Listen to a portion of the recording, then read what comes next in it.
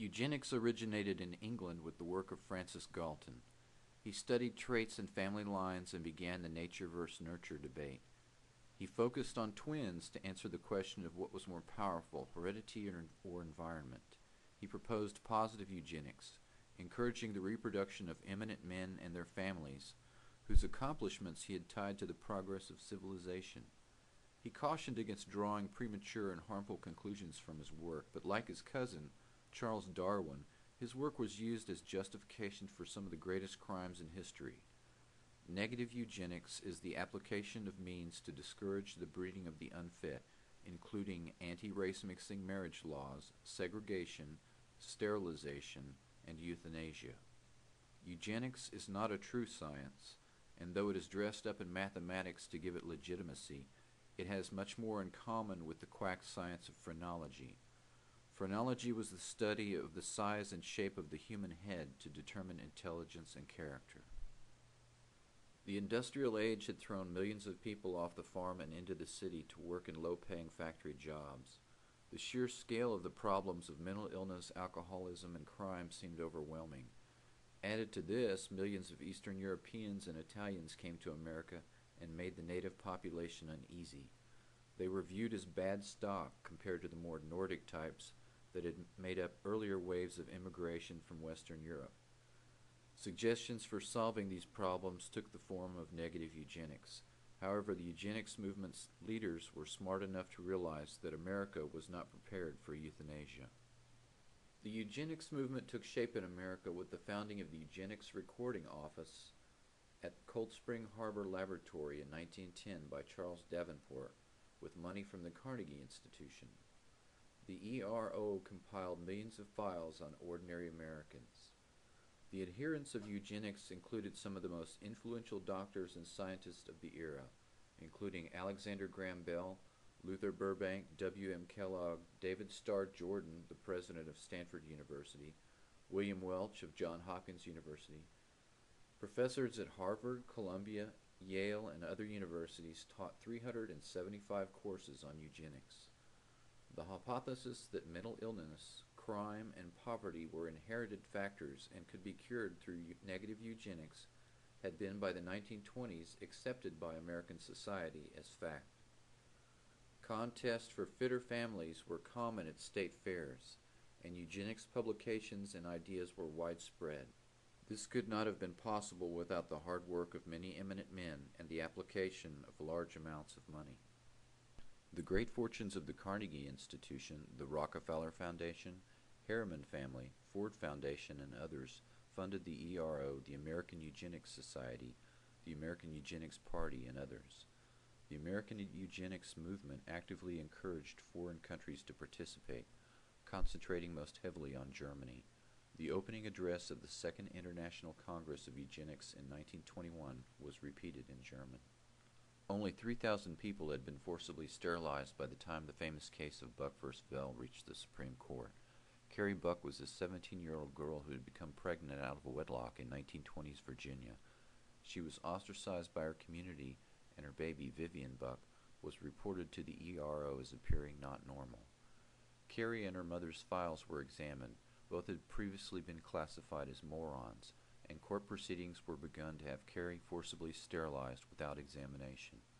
Supreme Court Justice Oliver Wendell Holmes delivered the famous verdict of the court in 1927. It is better for all the world if instead of waiting to execute degenerate offspring for crime or to let them starve for their imbecility, society can prevent those who are manifestly unfit for continuing their kind. The principle that sustains compulsory vaccination is broad enough to cover cutting the fallopian tubes. 3 generations of imbeciles are enough.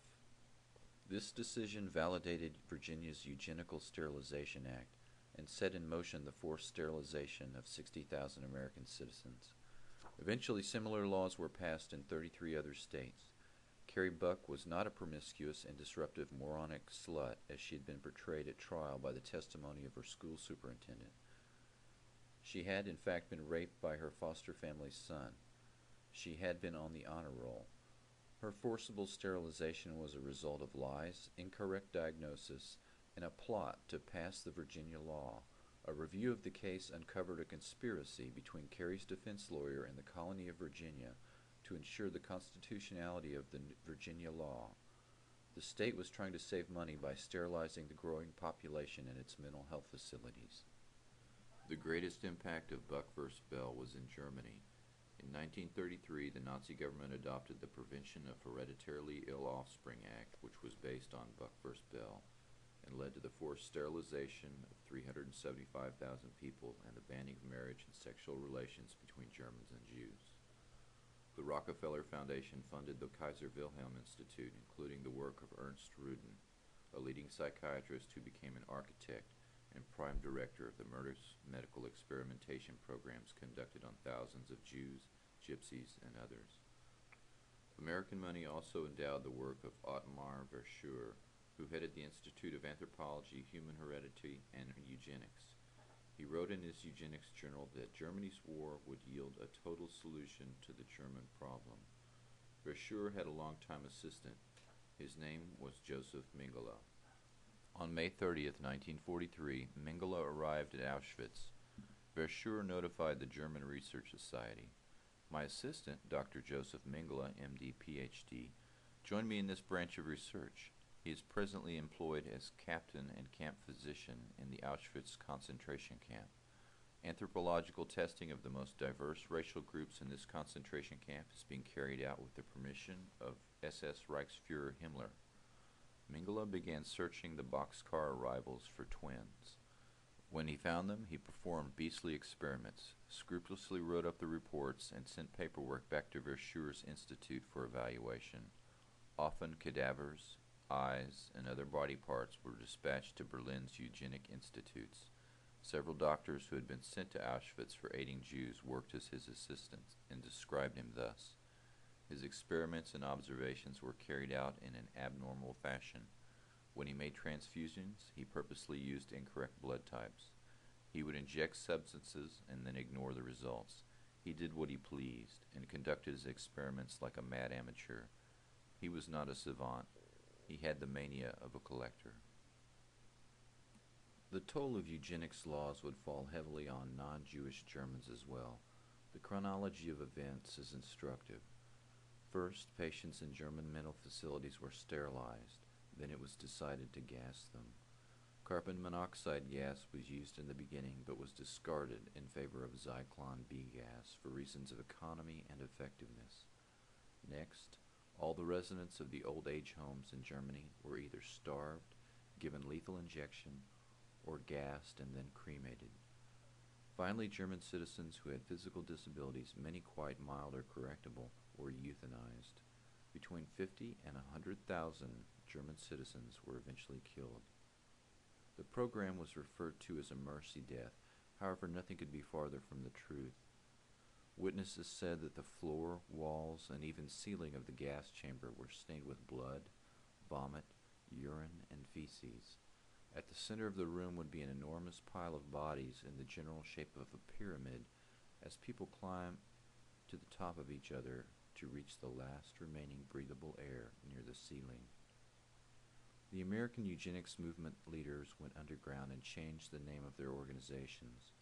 The lifelong friendships between people like Verschuer and the leading members of the American eugenics movement continued even after the Holocaust.